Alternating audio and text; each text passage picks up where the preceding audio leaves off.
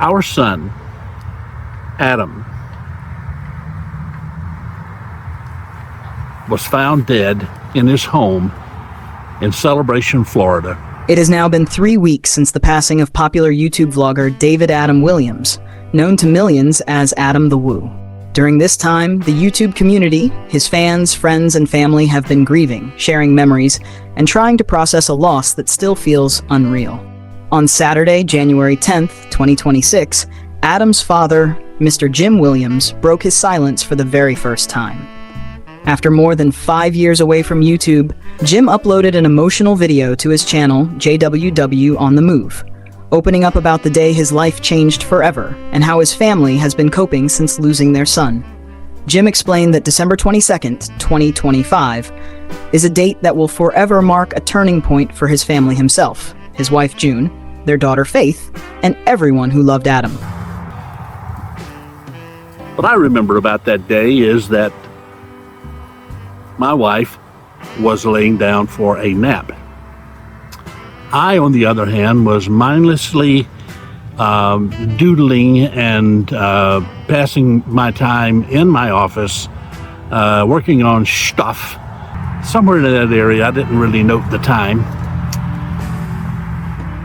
There was a knock on our door, and it really wasn't just your normal knuckle knock. It actually was pounding, like the pounding of the fist, because the policeman really wanted to get our attention if we were home.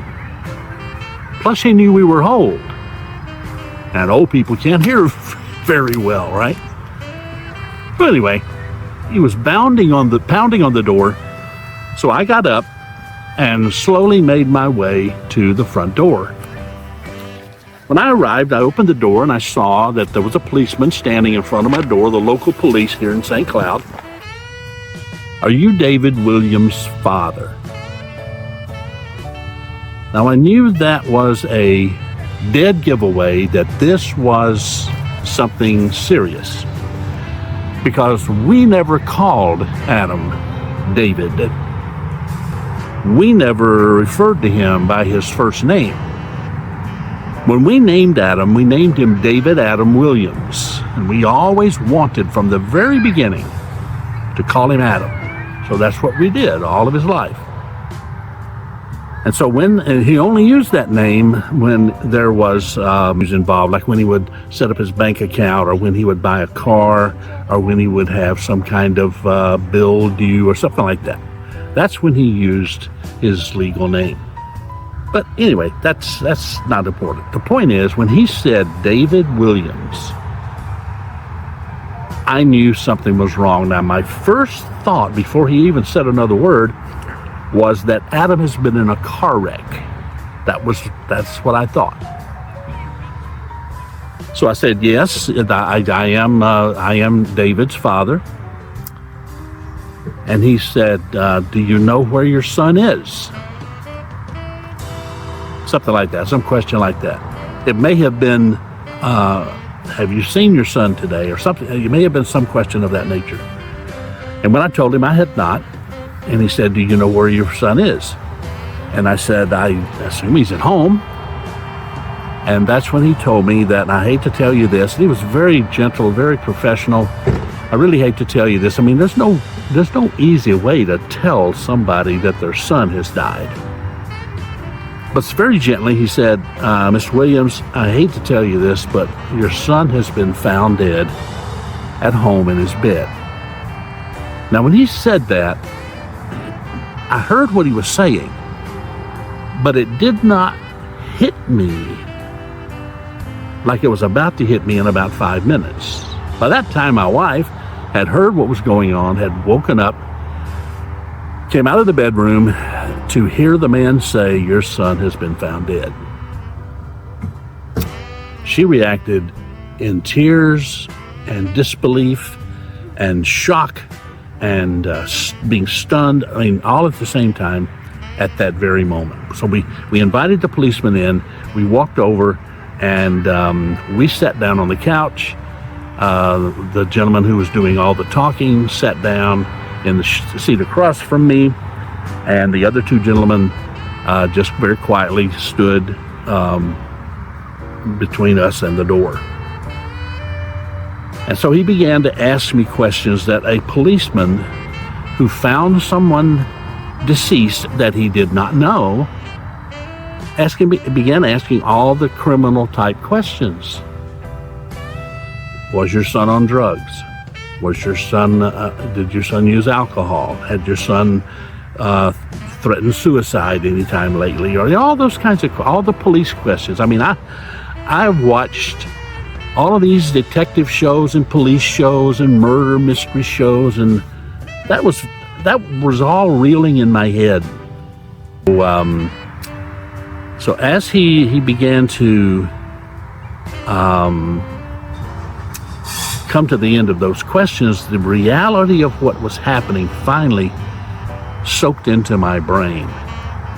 Now, June, off to my left, was already crying and just wailing, saying the things that you've heard heartbroken mothers say.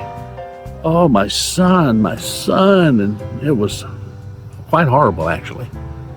I hope never will you ever have to go through such a thing.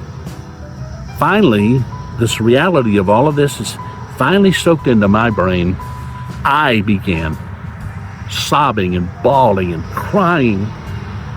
I began saying, oh, my son, and all my memories of the last time that we held one another. And I told him that I loved him, and he told me that he loved me. And every time he came to our house, every time we came to his house, that is the way we left one another. And I am so glad we developed that habit way back years ago, because that became a comfort, knowing it wasn't one of those situations where he said, oh man, the last time I talked to my son, we fought, and I called him all kinds of names, and he left in anger, and I haven't talked to him in forever, and I wish I had one more chance to talk to him. We always said the things that needed to be said. Jim spoke warmly about who Adam truly was, not just on camera, but in real life. He said the Adam viewers saw on YouTube was the same Adam at home: kind, patient, gentle, and respectful.